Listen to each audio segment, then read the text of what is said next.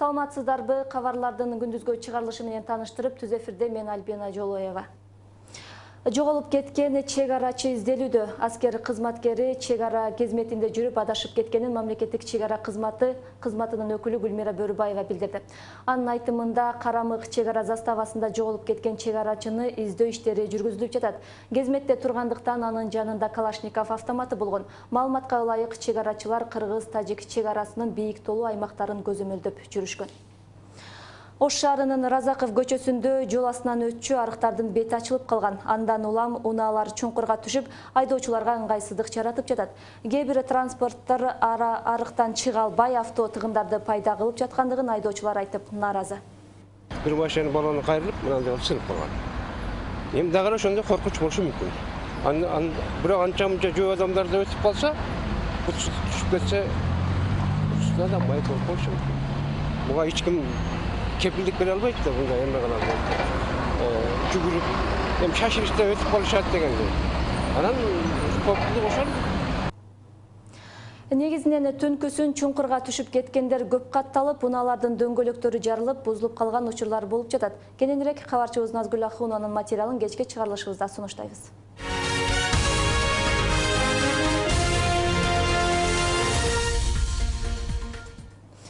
Быйылкы жылы Ош шаарынан Сирияга кеткендердин саны 73 түздү. Бул тууралуу Ош шаардык ички иштер башкармалыгынын 10 бөлүмү билдирди. Мындан улам өлкөдөгү тынчтыкты сактап, жарандардын Сирия азгырыгынан алып калуу үчүн ар кандай алдын алуу иштери жүргүзүлүп келүүдө. Үйүндө ата-энесинен, эки кошунасынан, туугандыгынан бата алып кетүүдө.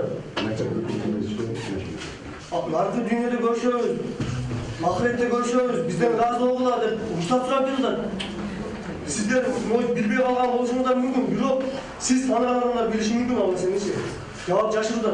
Балким чындыгында ошол нерсени билбей туруп айтпай аткан болушу мүмкүн.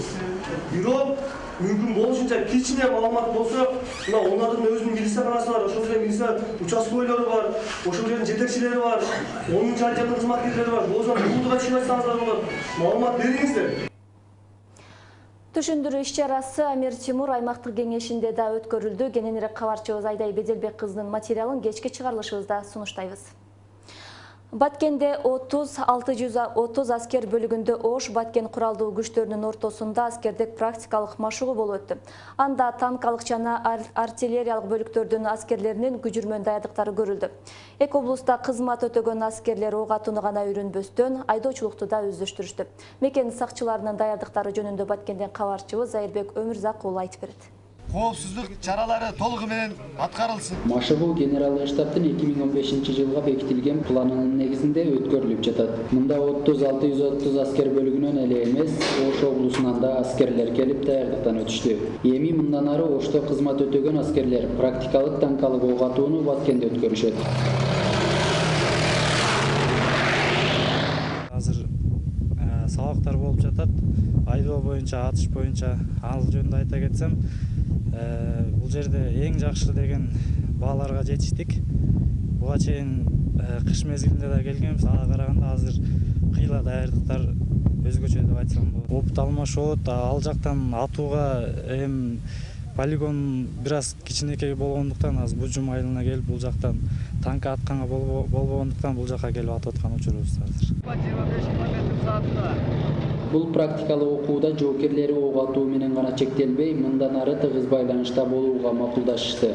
Даярдыктан өткөн аскерлер мекенди коргоо үчүн өздөрүнө дагы да ишеним артышты. Аны 630 аскер бөлүгүнүн куралдануу боюнча командиринин орун басары Актилек Матиев өз сөзүндө бекемдеди. Танктын улук мелегич оператору менен механик водительдеринин, механик айдоочуларынын жыйыны болуп атат. Булар бул жакта азыр практика жүзүндө өздөрүнө опыт алып даярданып атышат. Биз ар дайым күжүрмөн даярдык менен ар дайым машыгып турабыз. Ар дайым күжүрмөн ок атуулар болуп турат. Мына көрүп атасыңар, 2 жылдан бери танк биатлонуна катышып, жакшы орундарда алып атышат. Бул да биздин бир күжүрмөн. Машыгуунун жыйынтыгы менен жыл сайын кыргыз жоокерлери ийгиликтерге жетишип келет. Аралык деңгээлдеги машыгуулар жоокерлердин даярдыгын жана аскер кызматынын сапатын жогорулатууга өбөлгө болот дешет. Бул танкалык бөлүмчөлөрдүн даярдануусу азыркы көрүп отурганыбыз быйылкы жылы былтыр дагы биздин өздүк курам экипаждар катышып келишти. Россияда болгон танковый биатлонго даярдыгын бул аскер бөлүктөгү жоокерлердин дагы катышуусуна себептүүбүз. Бир гана баягы контрактта кызмат кылган жоокерлер эмес, бул катарга келген, бир жылга кызматка келген жоокерлер дагы быйыл дагы 2 экипаж барып, Россияга барып катышып, 6-чы орунду ээ болуп келишти.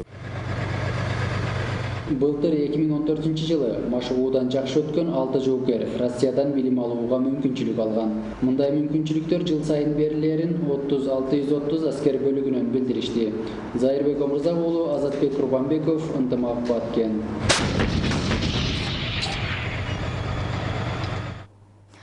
Кыргызстанда акча алмаштыруучу жайлар жабылышы мүмкүн. Улуттук банк валютанын кескин термелишине жол бербөө максатында акча алмаштыруучу жайларды жабууну сунуштап жатат. Ал эми валюта базарынын кызматкерлери болсо, чет элдик акчанын төмөндөшү бизден көз каранды эмес деп нааразычылыгын билдиришет. Талдоочулар валюта базарын жабуу менен маселе чечилбесин айтышат. Бул бир аз татаалдыктарды туудурушу мүмкүн да. Ошондуктан өкмөт анын ичинде улуттук банк аркылуу сөзсүз түрдө өзүнүн механизми, өзүнүн ырчактары, өзүнүн жолдору бар. Ошол аркылуу көзөмөл жүргүзүүнү Кыргызстандын шартында күчөйтүүсү зарыл да. Ошондо гана коммерциялык банктар аркылуу, акча алмаштыруу жайлары аркылуу көзөмөл жүргүзүү гана жолдору болот. Башка жолдору жок. Себеби рынок шартында бир аз эркиндик сөзсүз түрдө болуш керек. Темага кененирээк кабарчыбыз Адина Досумбетова кечки чыгарылышыбызда токтолот. Улуттук банк 25 августтан тарта кыз кумай жана тамга деген аталыштагы коллекциялык монеталарды коомчулукка сунуштайт. Мекеменин басма сөз кызматы билдиргендей, кыз кумай улуттук спорт жана элдик оюндарды даңазалоо максатында, ал эми тамга кыргыз кагандыгынын биримдигинин белгиси катары жасалган. 10 сомдук номиналдагы кыз кумай 2000, 5 сомдугу 3000 нускада чыгарылды. Тамга монетасы 2000 дана. Алар улуттук банктын башкы жана аймактык кеңселеринде сатылат. 1995 жылдан бери улуттук банк 52 коллекциялык монета чыгарган.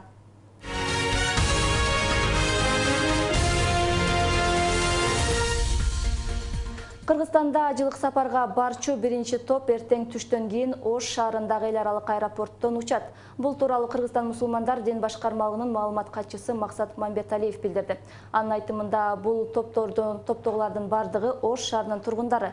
25 августтан уча турган жалаң Ош шаарынын тургундары. Алардын саны 200 киши.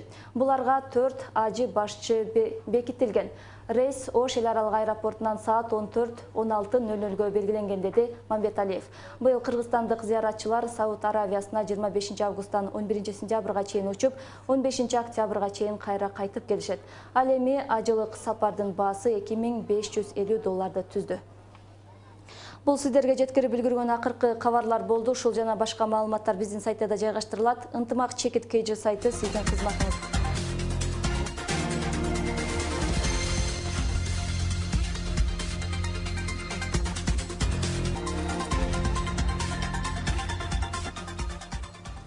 Мен сиздер менен коштошом, толукталган чыгарылышы менен кечки 8-де тааныша аласыздар.